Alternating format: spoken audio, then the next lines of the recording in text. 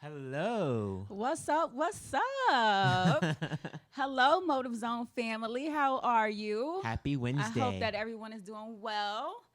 How are you, Kevin from I'm, heaven? I'm doing excellent, Miss Tiffany. How are you doing, my queen? I am doing very, very well. Good. Happy to Smashing. be here. Good. Having great conversation with my Pete. Yes. We are with I'm with family That's alive. The day is beautiful, beautiful fall day. So That's right. That's right. So, just to kick it off, last week we were talking about red flags. Since this is Domestic Violence Awareness Month, we were talking about red flags to kind of look for in the beginning stages of relationships. And they may or may not apply because sometimes people show their colors later on during the relationship. But we wanted to touch on some more of those red flags today. Yes. And also we wanted to talk about the Centoya Brown Long story. very important case. Yes, it's a very important case. I just found it, but before we get into that, let's talk about the red flags that we talked about last week. So Yes. we talked about people who are controlling during relationships, and they kind of start out with trying to control the trajectory of the conversation all the Yes. time. I liked how you pointed out the use of toxic masculinity and toxic femininity. Right. How with toxic masculinity, you can throw yourself around, I am man, hear me war, and where you overpower your partner. And then toxic femininity, you can use your feminine wilds and you can hit, you can scream and say that my partner can't do anything to me because I am a woman. That's right. And so I never thought of it from that perspective. It's very Yeah. powerful Yeah. how you take an aspect of yourself and try to rule the other person. Yeah. Basically, that's kind of how domestic violence and relationships that kind of start with abuse begin, is because people try to have control over you. That's how you control the mind. That's how you can control the body. You control the mind. You control the body. Exactly. And so I feel like those early warning signs with a female, deciding that she wants to put her hands on you, whether it's jokingly or not, I think that those things need to be checked Addressed. early. Yeah. They need to be checked early. Know your boundaries and be present. Yes, if you're engaging in a conversation with someone and every time that you try to talk about feelings or anything that's remotely kind of in contrast to how the relationship is supposed to be seen, I'm not happy. Yeah. These are the things that I'm concerned about, and the person switches gears and changes the trajectory of the conversation every time. Yeah, that's an issue. Without addressing any issues, that's an issue. Or they block you on social media, or they block you via text. Right, or I phone. come to Kevin and I address my concerns, and Kevin immediately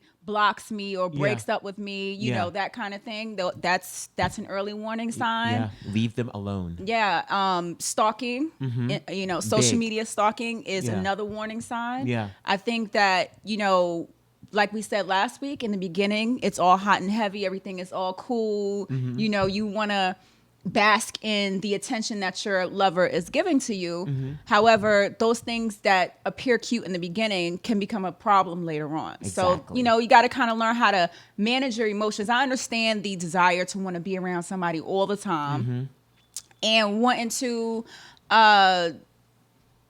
check up on them. You want to talk to them all the time. But I think don't that it's suffocate them. Don't suffocate them. That's right, Kevin. Yeah, don't suffocate your partner.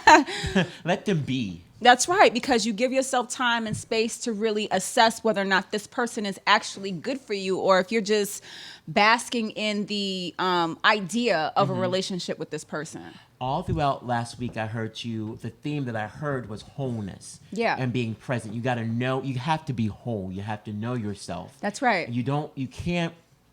I used to be under the illusion. I think it was too many Disney movies, but I used to be under the illusion that you're supposed to look for your other half. Yeah. That in a mixture of Socratic philosophy or Yeah. Socrates' philosophy. Yeah. Looking for your other half. That's right. The one that makes your you other better. half. That's Yeah, right. yeah. That's right. So you're not coming to the relationship whole. Exactly. You need to come home knowing who you are. So Already. You know, exactly. You know your boundaries, what you will take, what you don't want to take, who you are, what you want, what you don't want. That's right. And the point is, I think what Socrates meant and what we misinterpret is to find someone who compliments you. Compliments you. Not is your better half, but who compliments That's you. right. Yeah. Doesn't have to add to you to fill your cup, but No. is a force that inspires you to be an even better version of who you already are. Exactly. You know, and I think we all got, you know, not all of us, but I'm just saying, like, it's common to kind of be obsessed with the whole fairy tale romance, you know, people who are hopeless romantics. Like you know, myself. yeah, so I stopped saying that a while ago. I stopped saying that I was a hopeless romantic. No. I am a hopeful romantic. I like okay? that. You I know? like that. I am a hopeful romantic. I don't have time for hopelessness. Right. Okay, I'm hopeful that this is going to be a wonderful romance. Exactly. And it's going to last, you know? Exactly. And at the same time, what other examples did we give? I know we said about the stalking, because it's cute in the beginning. Right. I think we mostly gave stories as well, personal experiences of what to look for. So if a person makes you feel horrible, and the story that I'll be real short for the sake of time, but the story I gave is when I was dating someone and they walked 10 spaces ahead of me, and then they addressed it and said, well, it's because you embarrass me sometimes with your fashion. If the person makes you feel bad, that if I embarrassed him with my coat, he could have just like bought a coat or went on Amazon and showed, hey, you see a picture of this coat? This looks so good. I think you would really look good in this coat. Like, if I wasn't as stylish that day, which I never am, not stylish. But according to him, that's right. You're never not stylish. Okay. Right. Let's get it right. Let's be real here. Let's be real here. But if my style didn't make him comfortable, there were a lot of ways in which he could approach me and he could address the situation instead of dehumanizing me or making me feel less than. That's right. Yeah. That's right. That's right. Because you're a dashingly handsome, wonderful person to be with. Right. Thank you, my beautiful queen. And I'm really sorry that happened to you. Yeah. Thank you. But it's a growing experience. It was me realizing, okay, you're not going to make me feel bad, or I'm not going to be in a relationship where I feel dehumanized or where I feel low, because I'm not perfect at all. I make a lot of mistakes. I'm just me, but everybody makes mistakes, Kevin. Exactly. But we need to get to the point where we're saying, I'm good. I'm me, and that is good enough. And you know what's so funny? Interesting you say that. What I find is the way that he came back to the situation and apologized because he was embarrassed by your coat. Yeah. I'm like, you're not accepting responsibility for the actions that you took. You're not accepting responsibility for the fact that you made me feel really crappy about who I am. Yeah. Or you tried to make me feel crappy about who I am, and you didn't really check yourself. Watch out for people who throw it back on you. It's never their fault. They always find a way to throw it back on you. Right. They may have gotten mad and tossed the spaghetti on the wall and walked out, and then they come back and they're like, I'm sorry. You pissed me off. But if you hadn't pissed me off, I would not have done this. Watch out for those people. That's a huge red flag. Yeah. And so that kind of leads me into the motive of the day. Whoop, whoop. Whoop, whoop. And so the motive of the day is not only to basically assess your relationship, but I'm speaking to the people who, let's just say everyone. Yeah. I think that it's important that we learn how to check ourselves. Yeah. I think it's important that we learn how to take responsibility for our actions and our words. Yeah. Because I feel like we are in a place, I don't know if you've seen this, Kevin, but spiritually, people, I like for people to be who they are. Yeah. Right. I try to accept people for who they are, and I think that we are in a generation where we just want to be accepted for who we are. Exactly. We don't want anybody judging us. No. And how you feel about my energy is your business. Right. Exactly. But see, there is a difference between just regularly engaging in life and not making someone else responsible for the energy that you've brought, because you're just being. Right. But when you pull someone into your energy, like you were on a date, and this person pulled you into his energy by treating you in a negative way. Yeah. And not necessarily saying anything, but acting in a way that was offensive. Exactly. He needed to check himself. Exactly. Because technically you could have said, well, okay, I understand he's, really, into fashion. And so, he didn't mean anything by it. Right. But the point is that it doesn't matter. It doesn't matter what he meant by it. It matters how he made you feel. Exactly. It's like one of those microaggressions that, Yeah. when you say or do something that you don't know is offensive, but it really is because you haven't learned to check yourself and be present in the moment and be present with the people that you're in. I feel like our generation is so busy doing this, even when we're at lunch or when we're at dinner and we're supposed to be present with the other person, that we forget feelings, we forget human interaction, we forget common decency and common courtesy. Exactly. And that's as far as, like we were talking about earlier, with you hurt my feelings. Yeah. I bring this to you, and instead of talking to me about it, you block me, you shut me exactly. out, and then later on you come back and you do it again, Right. and then later on after that you come back and you do it again. Yeah. How can you reasonably expect that not to affect me in any way? Exactly. How can you reasonably, and if you are checking yourself, if you are really assessing your role in every relationship and in every situation, then you will become aware of the fact that, hey, I have the tendency to run when I'm confronted. Right. Or I have a tendency to get really become really passionate about somebody that I like. Yeah. And so I stalk them on Instagram or social media. Yeah. I have a tendency to not like to address the fact that I made somebody feel bad, or in conversation, I don't want to talk about feelings, right? Because I'm uncomfortable with that right now, right? So I change the trajectory of the conversation every time. Exactly. I'm used to being right. Yeah. I'm used to having it That's my a way. big one. I'm used to having it my way. That's a big one. And so when you tell me that something is not my way, I don't want to talk about that. It's like it's the fact that people are in this selfish state of being. Yes, it's a very selfish. I understand being selfish and protecting your energy and having boundaries and doing, the right thing in your relationships to protect yourself. When you are alone, but when you're with another person, yes, that doesn't fly. No, I'm sorry to keep cutting. Okay. Yeah. You have to be. You see what we did? Yes. That's common courtesy. Exactly. It's because I know that he wants to say something, but he's getting me so excited that I want to. And I know, like I could wait, but no, go ahead. Okay. Yeah, thank you. Because we're on the same. Yes. Yeah, We're okay. Yeah. So, and it's one thing to be selfish with people who have manipulated your time, manipulated you, or taken advantage, or just not appreciated and valued your time and your energy. But it's another thing to whether advertently or inadvertently mistreat someone because of other experiences, or because of you are who you are. I am who I am. Exactly. And that's another thing. Especially because I'm into astrology. We talked about astrology. Was it last week? It was last week. It was last week. And so that's what I'm a Taurus. And Taurians, I'm going off a little bit, but Go ahead. I'm a Taurus. So usually Taurians are very stubborn.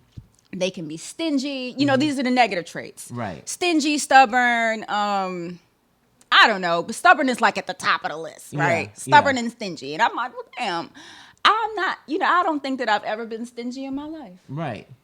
I'm stubborn. Right. But I'm stubborn about certain things. Exactly. They say that Taurians don't like to compromise on anything. Right. And I'm like, well, that's not true. I compromise all the time. Right. So people will take on their zodiac sign like as if it's a cloak, like it's a cape. Yeah. You can't. That you know what I'm saying? Funny because you on a date.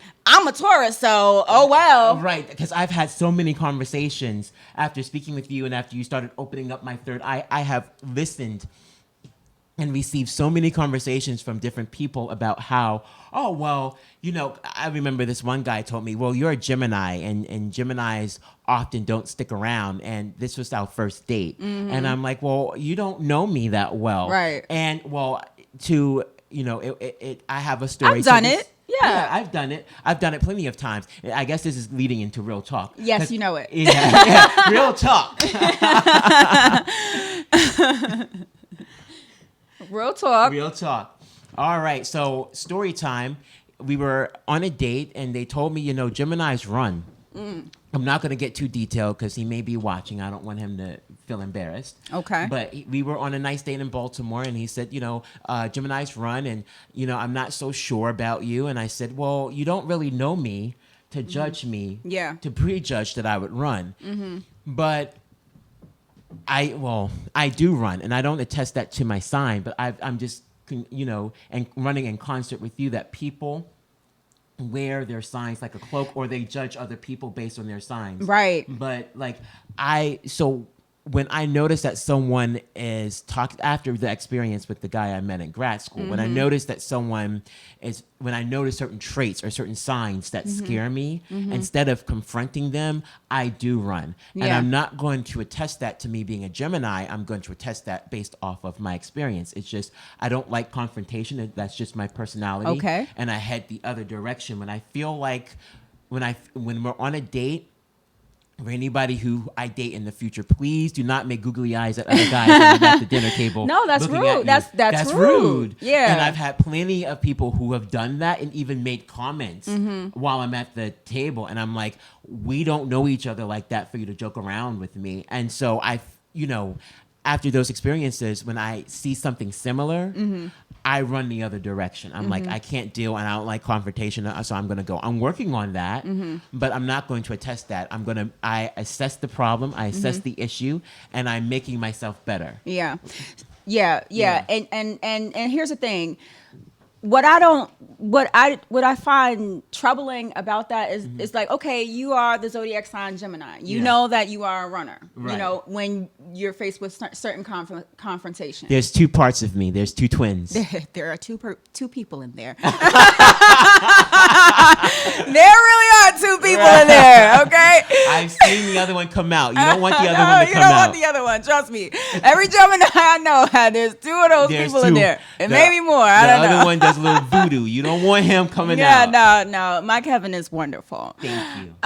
But people wear the negative stuff like a cloak, and I'm like, I understand that, energetically we take on certain attributes of our zodiac sign, right? Which is fine. Yeah. Okay. I love being a Taurus. Okay. Yeah. But at the same time, I feel like, there are certain qualities about myself that if I know that I'm too stubborn, that if you say you want to go to this place to hang out, and I'm like, well, I don't like that place. Yeah. Or something minor. Yeah. I'm not the type of person that I'm just going to be like, well, I'm just not going with you because, or we're never going to, or, if I didn't like your family or something like that. Yeah.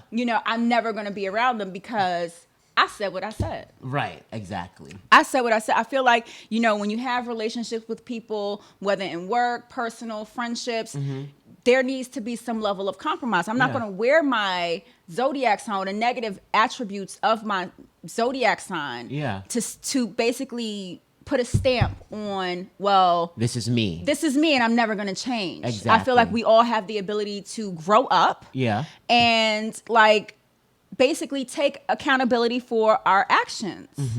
And so it's funny because you just mentioned a running story, but I'm going to say that I don't want to say that I've ever ran. Yeah. But there was a time in my life where I would give out my number just to be nice. You know what I'm saying? I've been that way I would too. be nice. Even though I wasn't interested or I wasn't attracted to the person, I would give out my number to be nice. And so this one particular time, I'll never forget it. And I have stopped doing that ever since. So one time, this guy was interested. I gave him my number, but I wasn't attracted to him. And he called me and I didn't answer. Now, this boy was calling and calling and calling. I was just looking at the phone like, why does he keep calling me? He was like, if you didn't want me to call you, if you weren't interested, you should have never gave me your number. That is mean. Yeah. And I was like, yo, he right, though. He's right. He is right. That is so mean to do to somebody who's trying. It was... First of all, I can only imagine how vulnerable not all the time. But I feel like there's a certain level of vulnerability that you show when you put yourself out there to approach a woman, right? Or a guy, because women approach dudes sometimes. And so it took him courage to even ask me for my number. Mm-hmm. And then when I didn't answer him and I was just curving him, basically, Yeah. that was mean. Yeah. It was mean. I didn't have to do that. I could have just said, you know what, no, I'm not interested. Or I could have lied and said I have a boyfriend, but that doesn't Right, work these right. days. They're Yeah, like, no. okay, what's your boyfriend got to do with me? You want friends? Exactly. But at the same if there's time, no wedding ring, there's still a chance. there's still a chance, right? Yeah. So, but at the time, it really resonated with me. Mm-hmm. It was a good time to get that lesson because I realized, you know what, that's not nice. I've actually done that myself. Yeah. Just being nice. I'm not attracted to the person, but I gave him my number anyway. I just was like, well, and then there have been times where I felt like, well, maybe my standards are a little bit too high. Maybe I need to lower concerning looks and not pay so much attention to looks, but the inner part. And then when we've gone out, they've done or said something that I didn't agree with, or I just couldn't make it work in my mind. Yeah. That can be, well, that is mean. I've done it too. Yeah. And some people, I really feel like that's like a mild sense of abuse. If the person is trying to connect and you ignore, but then. Oh yeah. But then, that's me. Yeah. It's but and it keep plays them on the mind, and you keep them on a keep string. them on the string. Yeah. That's so mean. That is. But let's talk about vulnerability, and then this can get into the next. Yeah, because I still wanna, yes, go with the vulnerability, and then I still wanna give some more examples. So go ahead. Yeah. I want to talk about vulnerability because that he's being vulnerable at that moment. Yeah, we have to. He was being vulnerable at that moment. Yeah. I had guys who were vulnerable. I've been vulnerable at that moment. Yeah. But what do you do in that? Well, you know what to do not to put yourself in that situation. To have someone call and you're not interested, just say you're not interested. Just be honest. Yeah.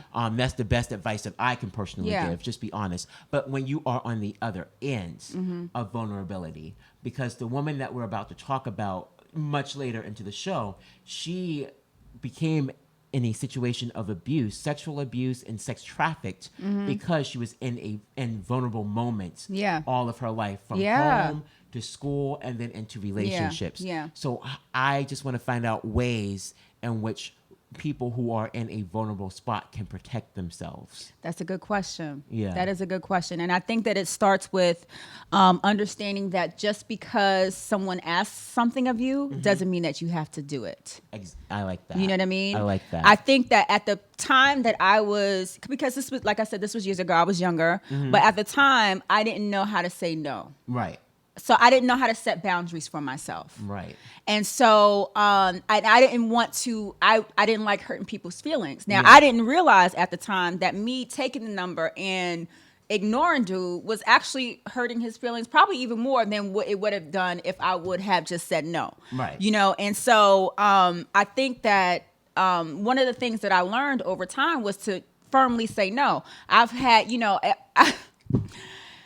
guys approach in all different types of ways, but if usually nowadays, particularly, as I've matured into a woman, if a guy asks me for my number, I say no. They're like, I don't know if guys are kind of like used to, I don't know, but it's an ego thing. Yeah, but I used to get a look like no. Yeah. Yes. No.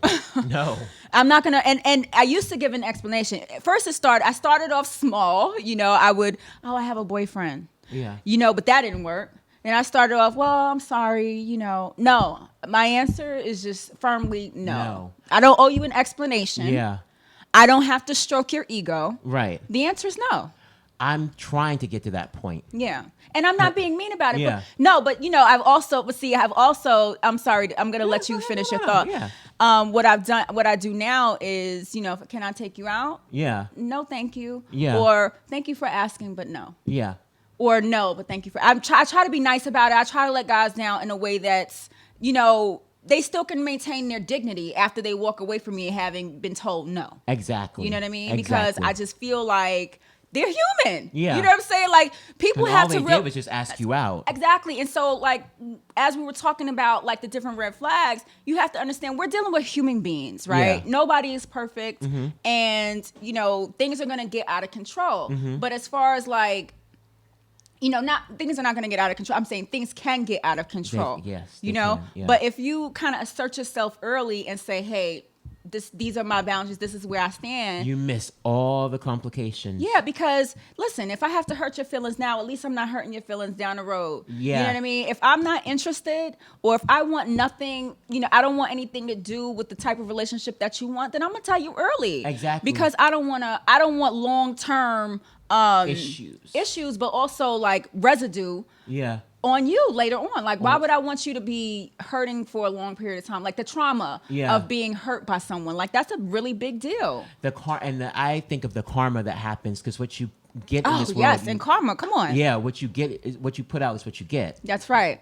So I'm starting to get to that in point. one way or another. Right. It's not all. It doesn't always look the way that you gave it. You know what I'm saying? Yeah. But that same hurt can resonate. Yeah. Or it can come, like you said, it can come in different ways. Mm-hmm. What I've started to do is, if someone were to ask me out, or if someone were to express interest, oh, thank you so much. I'm so flattered that you find me. Yeah. It is flattering to have right. somebody find you attractive and ask you out. Yeah. I am busy that day. But let me see what I can do. Yeah. Eventually, I'll learn to say no. Yeah. But usually when I say I'm busy that day, but I'll see what I can do, when I don't give it like a definitive answer or time of day, you're not going to go. I'm not going to go, and they know that. And so the conversation just ends. Okay. It's not Maybe what you it's say, it's how different. you say it. Yeah, it is not what you say, it's how you say it. Yeah. And the energy that, like I said, people have to take responsibility for you. You have to check yourself. Exactly. You know what I'm saying, Kevin? So like how you're saying, okay, I'm going to get to that point. At some point, being able to just say no, I think that the most important thing that you can do right now is just, confirm to yourself, I'm not taking any numbers right. from guys that I'm not interested in. Just period. like I'm not taking any SHIT right. from people who I am interested in. Exactly. Yeah. Exactly. And speaking of not taking any SHIT from people who you are interested in, I just wanted to point out a few more red flags to look for. Please do. In new relationships. Yes. And one of them we actually just spoke about, which is not taking responsibility for your actions, Putting it on the other person, and deflecting onto the other person. Right. Please don't call me names. I was just joking with you. You need to be not to be so overly sensitive. No, you need to consider the person's feelings. Right, but I'm saying that's an example of how it starts. Right. Don't be so sensitive. Why are you so sensitive? Yeah. Or financially. Every time we go out to eat, you lost your wallet. Yeah, I hate that. Okay. I hate that. And Go find it somewhere. Kevin is like, I'm not tolerating it. But see, Kevin, like if you're out and you're at a restaurant and the person's like, damn, I forgot my wallet. What are you gonna do? Right. You have to pay for the person's food. Right. Or leave. Pay for my food and then leave. True. I don't know what you about to do. Right. But see, most people are not going to do that. They're not going to risk the embarrassment or Right. whatever, unless they really don't have it. Like people are not just going to be like. And let me be honest with myself. I'm not actually going to do that. Now, I would probably pay for the meal. Yeah. Now, if this happens on, repeat. Oh, I didn't use all the gas in your car, but I couldn't put no gas in the car. Right. If you're letting a person drive your car. Yeah. Or or what else is another way? Just any way and financially where you're spending all of your money and this person is not contributing anything financially. Right. Now, if we're dating, I know traditional roles, you go out with a guy, they usually pay. But I usually, as I've gotten older, decide, or as I've matured, I've decided, I'll offer to pay the tip, or, I'll offer to pay sometimes, and, guys, a lot of guys are not really, they don't really like that. But at the same time, I just want you to know that your dollar is valued by me. Yeah. Because that's another way that domestic abuse occurs, is because you have one person who has all the finances, and either they're being used for all of their finances, or B, they're being controlling. They're controlling how much money you spend. Exactly. And so when you're in a situation where you're dealing with someone that is showing signs early on, then that's an indicator that you might want to take a look at. Or, I was raised that you never go to a person's house empty-handed. Exactly. I was raised that way. Always bring something. Now, if I can understand, like, okay, we're friends, you don't have to come to my house with something all the time. Right. Your energy, your company is a gift Aw, enough, Kevin. Same here. You're all I need. You're all I need. But Thanksgiving, I want to bring a pumpkin pie. But Thanksgiving, you're bringing a pumpkin pie. Okay? Yeah. He's bringing a pumpkin I'm pie bringing for a Thanksgiving. pumpkin pie for Thanksgiving. Even though we don't celebrate Thanksgiving, we just gonna have a good meal. Okay.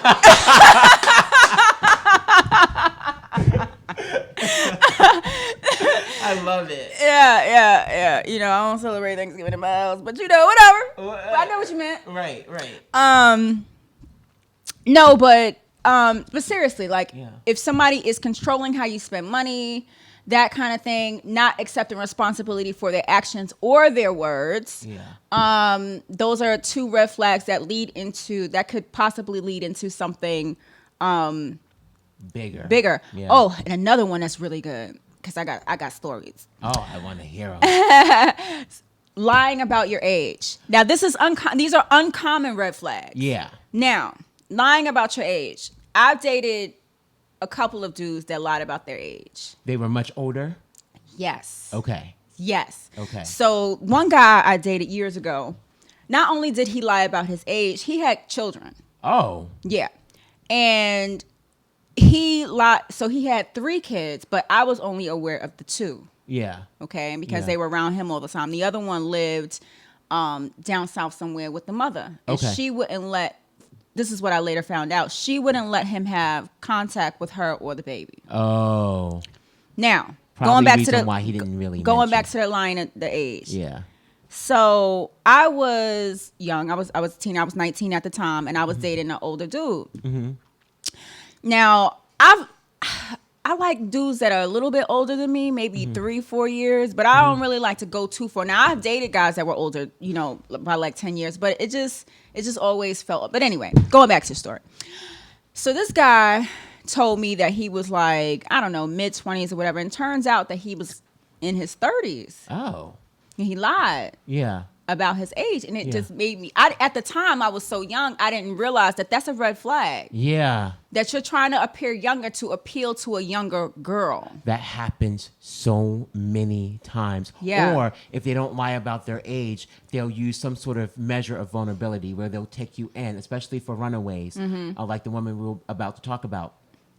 They'll promise food, they'll promise housing, they'll promise money, they'll buy you things. So look for a little bit of little itty bitty things that can bring temporary joy to you Yeah. in order to take control Yeah. and to have control over you. Yeah, and also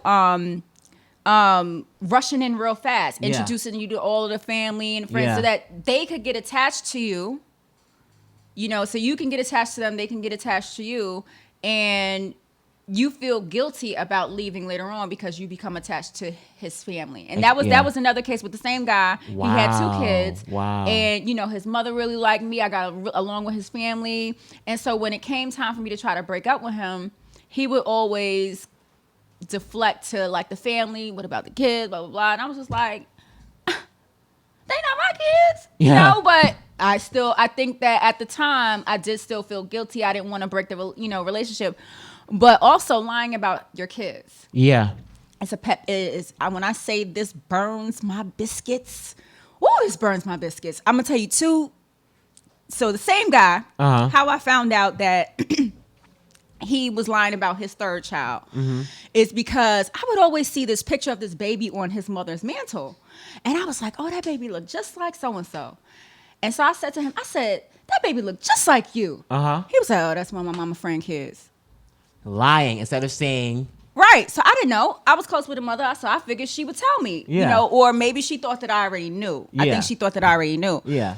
So what happened was, this was before we had all these fancy, smartphones or whatever. But he accidentally clicked over to me as he was calling, or I was calling him, and he was leaving a message for the baby mama and the baby. Oh. And I was like, hello? He was like, how the baby doing? I miss you. I love you. Blah, blah, blah, And blah. you're like, what baby? Who we talking Who about? we talk? You ain't impregnate me. Right. What baby you talking about? What baby you talking? Come to find out, he lied about the 3rd baby. Obviously, to try to, because he knew that having a 3rd kid was gonna be like, okay, this is a lot. Yeah. You know what I'm saying? Yeah. But also, It was a way to keep me controlled. And so I went to the mother and I was like, so-and-so lied about his mother. I was like, so-and-so called me on the other line and she was like, he know damn well that's his baby.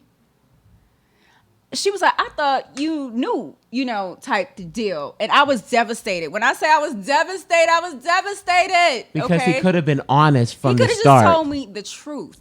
Tiffany loved the kids. I was too young to love the kids, but I was already in understanding of what it meant to be a parent. Right. And so it was just a lot. It was just a lot.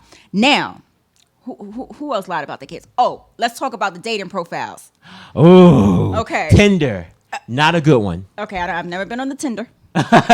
or the fillet of fish. I haven't been on the Tenderoni or the fillet of fish. I have not been on there, but I have been on the Bumble. Oh, and what grinds Tiffany's gears is when you have a beautiful profile. Yeah. With all your stats. Yeah. But you don't include or at least show a picture of you and your kids on there. Yeah. I got a problem with that. Yeah.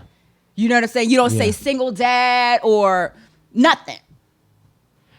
Let the people know. So here's small world this is. So I am, talking to my girlfriends. I was like, yeah, I met this guy on matter of fact, I'm lying. I'm changing stories. What happened was he said he recognized a friend of mine in on social media? In one of my profile pictures. No, in my Instagram, matter of fact, because you can connect your Instagram to the dating Bumble, website. To the Bumble.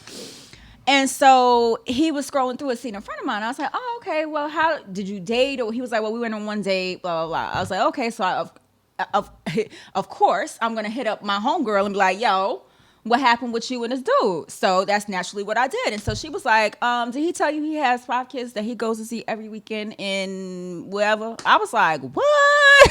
No, it's not even mentioned anywhere. He didn't mention anything about children.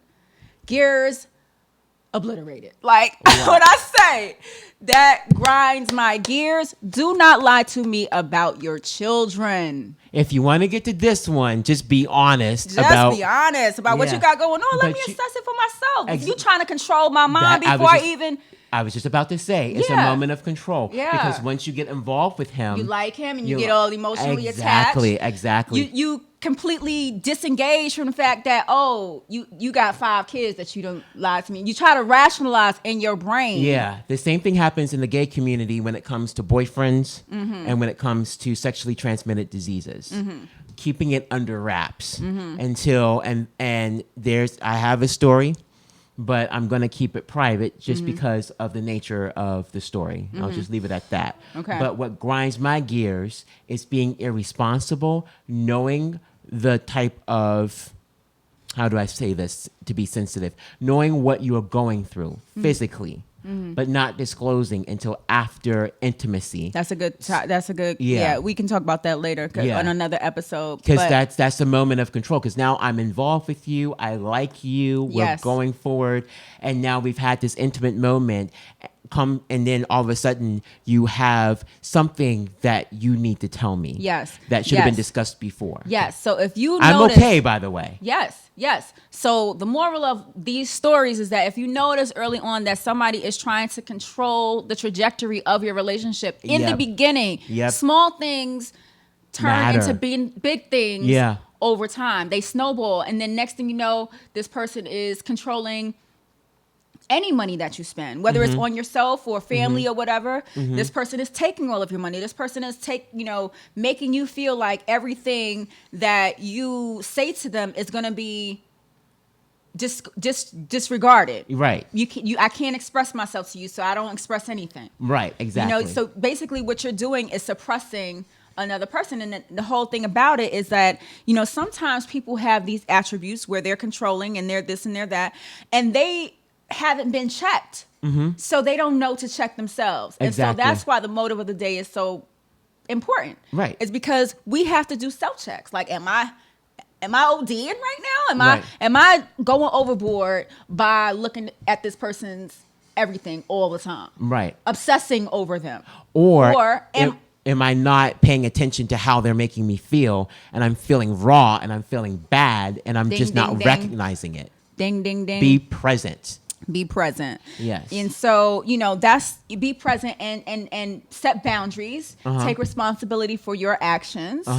And, hopefully this could and another thing is, I was watching, because we're about to get into new news, but I was watching, as part of my research for this episode, I was watching domestic violence documentaries. And I was just trying to figure out, like, what some more uncommon themes you see in the beginning, but you don't really pay much attention to because you're so, caught up in this person. Yeah. And one of the things was, now this isn't a uncommon red flag. This is a red flag. If somebody threatens you, or tries to intimidate you with their presence, that's a huge, towering over you, or guys do that a lot. From my experience, and women do it too. They get in your face, mush you, that kind of stuff. And what I'm saying is, if a person is trying to intimidate you, period, and if they hit you once, they will hit you again. Don't take the apology, particularly if there's no consequence. Okay. Yeah. So what needs to happen when you find yourself in situations where this person could potentially become an abusive partner, you have to immediately take corrective action, walk away, and don't look back. In our field, we look for patterns. So that's why we're all in our field. We look for patterns of behavior. So if the person and a person just doesn't automatically spring up and is violent, right, 1 second and then peaceful for the rest of your lives. There have been moments, if you are present and your eyes are open, there have been moments that you have seen where they have thrown violent behavior. Either they yelled or they smashed food or they did something, and then it spirals into physical contact. That's not going to be the last time you have noticed patterns in their behavior. Set them straight and leave, because the apology is not going to help the situation. No. They need to take some internal assessment of themselves before you move on to the next level in that relationship. So I have two more uncommon red flags, and then we're going to move on into new news. Okay. The one of them is when a person never tells you anything about themselves. Ooh, big one. Okay. I'm having a conversation with you, but really I'm just talking and you're just listening. Right. And that continues on for a the while. entire relationship. Yeah. I don't know anything about you. I don't know where you live. I don't know who you hang out with, what you do for fun. I don't know anything. Yeah. Okay. That's a huge red flag for so many reasons. And here's and then we're and then another one is you said something. You said what did you say? You said something good that I was going to piggyback off of. So you mean going back to violence and patterns? Like they have done something. They've done something violently. In your past. But we can get back to that. But one of the things, like I said, is not knowing about the person. Knowing anything about this person. Now because what happens is this person is studying you. Yeah. They're studying what you think. Where you hang out. What you do, and they use that as a way to manipulate you later on. If that's they're not what we engaging, call spies. They're not engaging, but they're just listening. They're just assessing your whole everything and not providing you any kind of reciprocation. Because you don't know what you're dealing with. It's a manipulation, and then concert, you don't know what you're dealing with. You don't know what you're dealing with. There could be. So I live in Baltimore. I grew up in Baltimore County, but we have heard stories of big wigs who are bigwig drug dealers, right? And the relationships that they form with both men and women. And then, so like one of the key things that happens in that particular relationship, because you can't tell who you are in case, something slips and you get thrown in jail or something like that. Right. So the conversation goes, days turn into weeks, turn into months, and you have no idea what your partner does. You don't know who their friends are. If you've even met a family member, you've met like one. And that was by accident. Knows basically what type of person this is. Exactly. Yeah. You're never invited to their house. You don't know where they live. There are certain patterns. That's what I was going to say. Okay. Go ahead. Go ahead, because I want there are certain patterns that they teach us to look for through the police department. I'm not with the police department, but they do like seminars and lectures on how to protect yourself. Okay. And the final one, the final uncommon red flag is when you go, I go to, you come to address me about something that I've done that offended you, and I start crying. Yes. Okay, manipulation, Tossing through it back the on tears. you. Yeah, to make you feel guilty about Yeah. the fact that I did something to you. Exactly. And Mental. so remember that one of the key things that I've learned about domestic violence victims is that the other person have the control. And Yeah. you don't realize when or how the light switched, and suddenly this person has control over you, Yeah. and you have no control over anything. Exactly. And that leads us into new news. Yes. So, as Kevin mentioned, we are going to be talking about Centoya Brown Long. She got married. And a little Handsome bit, guy, wonderful guy. yeah, and Yeah. and a little bit about her case. And so the reason why I kind of got onto her is because I was watching The Breakfast Club. Shout out to them people, because I am a love huge fan of The Charlamagne the Breakfast Club. God. Right? And Centoya was on there doing an interview because she has a book that just came out last week. And so she was talking about her experience. And for those of you that don't know her story, Centoya Brown Long was arrested when she was 16 years old as a minor. She was arrested and went to prison for killing and robbing a man. Right. Now, the backstory is that she was actually being Sex trafficked. sex trafficked. Underage. She was being underage sex trafficked. She was doing drugs, and per her testimony, she felt like her life was in danger when she killed this man, and so she went to jail. She was indicted. First, she went to, and I've been reading her book. First, she went into the juvenile justice system because she was 16 years old, but then they remanded her to adult prison. Right. Solitary confinement for the first 2 years. That's right. She was in solitary confinement for the first 2 years because she was a minor. And what was so striking about that is how she ended up in this situation through domestic violence and being trafficked. Yes. And so, go ahead, Kevin. No, I'm sorry. No. Okay. So this case is just so infamous. It's an infamous case because it deals with several issues: sex trafficking, judicial reform for both minors and women. That's a big one in this case. The age of consent is also another big one. Yeah. As well as, like you stated, domestic violence. Yeah. Now, on the night of August 6, 2004, she was 16 years old, and she met a 43-year-old. Those ages are important in this case. Johnny Michael Allen, in the parking lot of the Sonic Drive-In and Murfreesboro Road in Nashville, Tennessee. Okay. Now, why do I mention Tennessee? In the state of Tennessee, since 2004, since the early 2000s actually, the age of consent is 18 years old. And in the United States, the age of consent is the minimum age at which an individual is considered legally able to give consent and participating in sexual activity. That's absurd. So she's 16 years old. She's in the parking lot meeting up with this 43-year-old. They find the 43-year-old dead, and they suspect that it's because she robbed. And and if you watch the show, the documentary, they suspect that she dragged him and took off his clothes and then killed him and robbed him to stage it to make it look like a murder. Right. But the point is, this young woman is a minor, and the police department knew she was 16 years old and didn't ask further questions of how did you first come in contact with this 43-year-old man. Let's really delve into this. When they found out that she was 16. Right.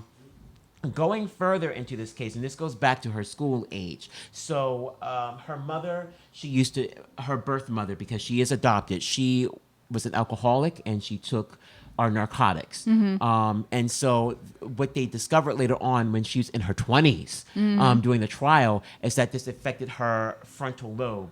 I believe, hold on. Oh, I'm not going to find it in time. There's a part of the human brain, part of the That's not fully developed. That's not fully developed until you're 25. Yeah. So So if some of you don't know that, like technically, the fact that she was 16 years old, she experienced a whole bunch of trauma. This young girl had been raped multiple times by then, and she was being abused by her. She was being domestically abused by her Frontocerebral cortex. by her boyfriend. Yeah. She thought he was her boyfriend. He was but the he pimp. was pimping her and abusing her. This is when we talk about vulnerability. Now let's talk about the ways that he did that. Yeah. Number one, the red flag is that because I'm listening to her book, when she first got to know him, one of the ways that he was manipulative and he was studying her was that he did not tell her anything about himself. Right. He didn't tell her anything about himself, and the only place that they stayed with was in hotels. Yes. Okay. From what I understand. Another way is that when they're in the hotels now, he's like, "Well, we're running out of money. Right. You're gonna have to Help do me, something. Yeah. Bring some money in. Yeah, to bring some money in." Let's also talk about the fact that this young woman was extremely vulnerable. Yeah. She came from a two-parent home, yes, but because she wasn't as developed as the other students, there were behavioral problems. She was a runaway. According to the Office of the Attorney General, one of the main red flags in a sex traffic case involving minors is that they're normally runaways. Yeah. She didn't feel comfortable at home. She didn't feel She comfortable didn't feel at like she school. belonged anywhere because she found out that she was adopted. Right. Then And there were behavior problems because she wasn't fully developed because of the effects of her mother's decision, her birth mother, when carrying her. Yeah, that's possible. Or, just the fact that she was young and not fully developed anyway. Right. You know what I'm saying? Like, so, the moral of the story is that, well, not even the moral of the story. I mean, if you have a moment to watch the documentary on HBO, or is it on HBO? It is on HBO. HBO, watch the interview on the Breakfast Club on YouTube and get her book. It's called Free Centoya. Yes. And I will put the interview on our Instagram page. Yeah, in the so bio. so Free Centoya, because it was just interesting. It was unfortunate because we're gonna bring this up again to kind of delve deep into like the It's a criminal lot. justice system. But Yes. it was just interesting that she couldn't buy cigarettes. Yeah. She couldn't vote. Can't drink legally. Couldn't drink legally. Couldn't drive without somebody in the car with her. Yeah. And yet she was put on trial in an adult, put on trial as an adult and convicted, and she was supposed to, serve life in prison, or I don't know if it was 25 to life, but the fact of the matter is that she was granted clemency in January. Yes. Of let's say the year. January. I'm sorry, this year, January 2019. This young woman's been there since 2006. So she served what, 16 years in prison? Yep. Yeah, 16 Most of years. half of her life. 16 years in prison for murdering this pedophile. Right. Let's talk about real quickly the police not doing their job, because when they saw the narrative is when they brought her in for questioning, and this is what you're not supposed to do. When they brought her in for questioning, they promised her some leniency. If you tell us what really happened, you'll get 9 years as opposed to 90. And she was brought in for questioning. There were no official charges made, no evidence found, and no lawyer present. And this is a minor. And when they found out that she was a minor, they had no background as to where her parents are or how she ended up in that parking lot. Yeah. She's a 16-year-old girl. Yeah. But because she had behavioral problems already, it was predetermined that she was just a problem child. Yeah. And that was the reason why she was so evil enough to commit this crime. Exactly. But luckily, thank God, she was able to get out of prison. She was granted clemency, and now she has this book that's called Free Centoya. Hold on. And so... Sorry, you guys. I just needed to take a second to find something. Yeah, my search for redemption in the American prison system.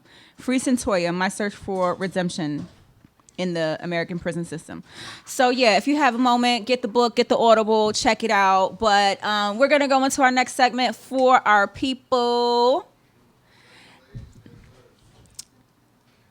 And I just wanted to shout out Chloe Akil and Nsiken Edet for inviting us to the African Entertainment Awards this past weekend. Brilliant event. Brilliant. Yeah. And so we just wanted to kind of show a little clip of what it is that we experienced while there. So this is a picture of one of the I don't remember her. She's from Cameroon, and she was basically telling us about some of the immigrants who were trying to get in through the Mexican-American border, and they died in the process of trying to immigrate into this country. And she told us that, which I found interesting, because we don't really hear about, we don't hear the black stories. any other, black stories. We didn't hear anything about. We always hear about, the Mexican immigrants that come into the country, or Central American immigrants that come into the country, but we don't hear anything about people from other countries or places in Africa. So she wanted to raise awareness about that. Yes. And then this is Kevin and I. This is with he's from Duke Entertainment. Duke Entertainment. And he won the DW award. Global. Yeah. He won the award for Best Promoter. Yes. Yeah. So we were there. And then did you get the video, PJ? Show the video now? Yeah. This was the dance troupe killing it as the opening for the African Entertainment Award. When I say these young people are brilliant and brought the spirits of the ancestors, they took the part.